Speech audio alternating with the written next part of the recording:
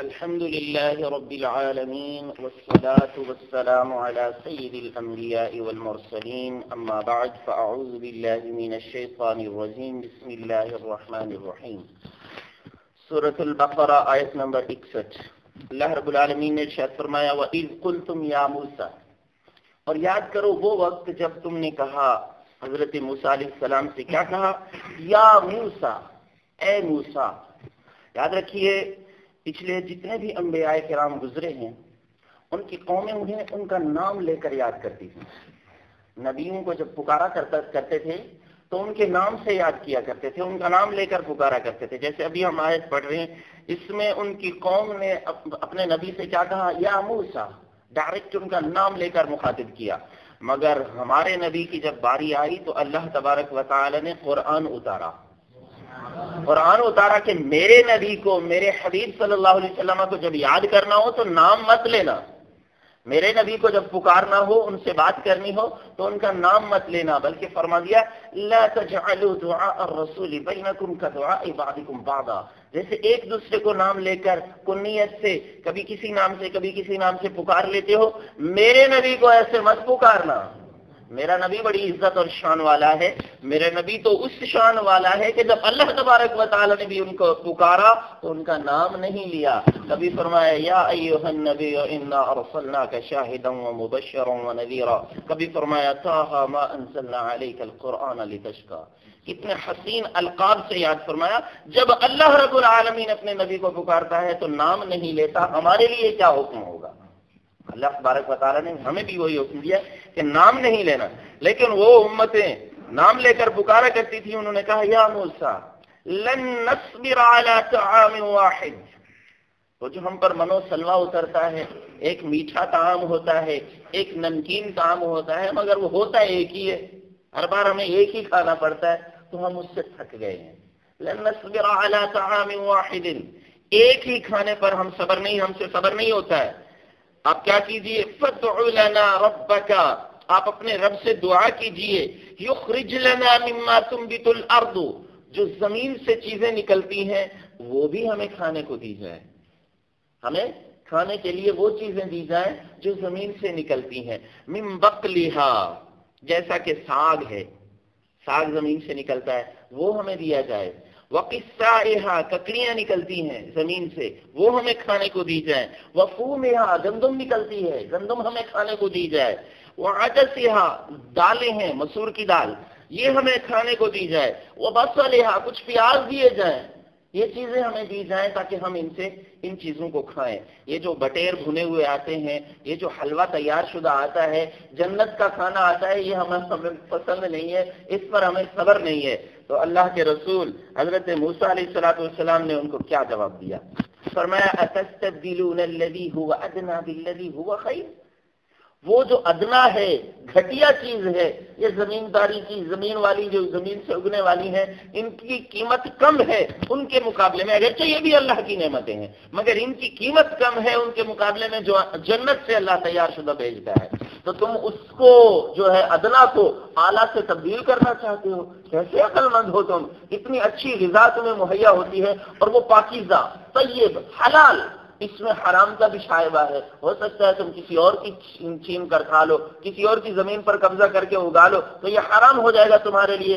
تم وہ حلال بھی ہے، پاکیزہ بھی ہے، طیب بھی ہے اور درست بھی ہے، تمہیں طاقت اور توانا بھی کرتی ہے، تمہاری بھوک بھی مٹاتی ہے، تم اس کو تبدیل کرنا چاہتے ہو کس کے ساتھ؟ یہ زمین والی چیزوں کے ساتھ۔ اچھا ٹھیک ہے، تمہاری مرضی ہے۔ تو انہوں نے دعا کی، اللہ تبارک و تعالی نے فرمایا اہبطوا مصرا، یہ دیکھیں اتنی بڑی بات تھی، اللہ نے وہ بھی مان لی۔ ہم پیچھے پڑھتے آ رہے ہیں کہ انہوں نے جو بھی مانگا اللہ نے دیا ہے، جو بھی مانگا اللہ نے دیا ہے۔ اب انہوں نے یہ مانگا تو اللہ تبارک و تعالی نے فرمایا اہبطوا مصرا، شہر میں اتر جاؤ، فإن لكم ما سألتم، اس شہر میں تمہارے لیے وہ سب کچھ ہے جو تم چاہ رہے ہو، زمینداری کرو، اگاؤ اور کھاؤ۔ یہ چل پڑا، آج تک چل رہا ہے۔ تو ان لوگوں نے یہ مانگا، اللہ تبارک و تعالی نے دے دیا۔ اللہ کی رحمت سے کسی چیز کی نا امیدی نہیں ہونی چاہیے۔ لیکن وَضُرِبَتْ عَلَيْهِمُ الذِّلَّةُ وَالْمَسْكَنَةُ، اللہ تبارک و تعالی نے فرمایا یہ جو انہوں نے مانگا اس کے ذریعے سے ان پر ذلت اور خواری، ذلت اور فقر، ان پر چسپاں کر دیا گیا، ان پر لگا دیا گیا، یہ ہمیشہ ذلت میں رہیں گے، یہودی ہمیشہ ذلت میں رہیں گے، ہمیشہ فقر و فاقہ میں رہیں گے، اگرچہ یہ اپنی حکومتیں بنا لیں، اگرچہ یہ اپنی جو ہے نا اسٹیٹس بنا لیں، اپنا سب کچھ بنا لیں، مگر یہ رہیں گے ذلیل اور خوار ہی دنیا میں، ان کی کوئی رسپیکٹ نہیں ہوگی، کوئی عزت نہیں ہوگی، اللہ کے ہاں نہیں ہوگی، اللہ والوں کے ہاں نہیں ہوگی۔ تو ان پر جو ہے وباء بغضب من اللہ، وباء بغضب من اللہ، یہ پلٹے تو اللہ کے غضب کے ساتھ، اللہ کو ناراض کر کے وہاں سے پلٹے، یہ جنگل اس میں تیہ میں جہاں رہ رہے تھے۔ کیوں؟ ذالک بانہم کانوا یکفرون بآیات اللہ، یہ اس وجہ سے ہے کہ یہ اللہ کی آیتوں کا انکار کیا کرتے تھے، یہ اللہ کی آیتوں کا کفر کیا کرتے تھے۔ اور دوسرا گناہ کیا کیا کرتے تھے؟ وَيَقْتُلُونَ النَّبِيِّينَ بِغَيْرِ الْحَقِّ، یہ انبیاء کو بغیر حق کے قتل کر دیا کرتے تھے، انبیاء کو قتل کر دیا کرتے تھے۔ یاد رکھیں، یہاں پر یہ حکم یاد رکھیں کہ اللہ تبارک و تعالی اپنے انبیاء کی حفاظت فرماتا ہے، ٹھیک ہے؟ یہ احساس بھی ہمارے ذہنوں میں نہیں ابھرنا چاہیے کہ اللہ تبارک و تعالی نے انبیاء یہاں قتل ہوتے رہے تو اللہ نے ان کی حفاظت کیوں نہیں کی؟ تو اللہ تبارک و تعالی ان کو عزتیں دینا چاہتا تھا، ان کو شہادت کا رتبہ عظمیٰ دینا چاہتا تھا، اس لیے ان کو شہادت کے لیے وہاں قربانی کے لیے ان کو پیش کیا۔ تو جیسے حضرت زکریا علیہ السلام، حضرت یحییٰ علیہ السلام، ان کو جو ہے حضرت یحییٰ علیہ السلام ایک درخت میں جا کر چھپ گئے تھے اور آرے کے ساتھ اس درخت کو چیر دیا گیا، آپ کے جسم کے 2 ٹکڑے ہو گئے، تو اس طرح ان کو شہید کیا گیا۔ یہ ان لوگوں نے شہادتیں حاصل کی۔ اور یہ ایک بات اور بھی یاد رکھیے، اس وقت جہاد کا حکم نہیں تھا، ان کو جہاد کا حکم نہیں تھا، ورنہ جن انبیاء کو جہاد کا حکم ہوا ان انبیاء کو جہاد میں کسی نے شہید نہیں کیا۔ آج تک کوئی جہاد میں کسی نبی کو شہید نہیں کر سکا ہے۔ یہ جو شہید ہوئے ہیں یہ وہ لوگ تھے جن کو تلوار اٹھانے کا حکم نہیں تھا، جن کو اللہ کی رضا پر قربان ہو جانے کا آرڈر تھا، تو وہ اپنے اللہ کی مرضی پر قربان ہو گئے۔ تو وَيَقْتُلُونَ النَّبِيِّينَ بِغَيْرِ الْحَقِّ، ان لوگوں نے ناحق انبیاء کو قتل کیا۔ انبیاء کا قتل تو ناحق ہی ہوتا ہے، انبیاء کا قتل تو حق نہیں بنتا نا، ناحق ہی ہوتا ہے۔ تو ذَلِكَ بِمَا عَصَوْا وَكَانُوا يَعْتَدُونَ، اللہ تبارک و تعالی نے فرمایا یہ اس وجہ سے ہے کہ یہ لوگ اللہ کی نافرمانیاں کیا کرتے تھے اور حد سے بڑھنے والے تھے۔ حد سے بڑھنے کا مطلب کیا ہوتا ہے میرے میٹھے اور پیارے اسلامی بھائیوں؟ حد سے بڑھنے کا مطلب یہ ہوتا ہے کہ جو حد اللہ نے مقرر کر دی ہے، جو حد اللہ نے مقرر کر دی ہے اس حد سے آگے نہیں جانا ہے، وہ چاہے ریلیشنز میں ہو۔ مثال کے طور پر، فار ایگزامپل، ہمارے گھروں میں اللہ تبارک و تعالی نے بھابھی اور دیور کا پردہ رکھا ہے، بھابھی اور دیور کا پردہ ہے، شرعاً پردہ ہے۔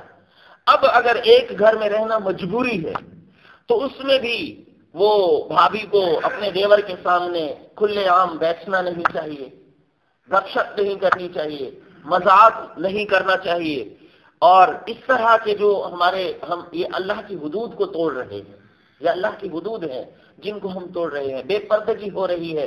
اچھا، اللہ تبارک و تعالی نے حکم دیا ہے کہ تعلیم حاصل کرو، لیکن تعلیم حاصل کرنے کے لیے اللہ کی حدوں کو توڑنے کا کہاں حکم دیا ہے، جن کو ہم توڑے جا رہے ہیں، جو نافرمانیاں اللہ کی کیے جا رہے ہیں۔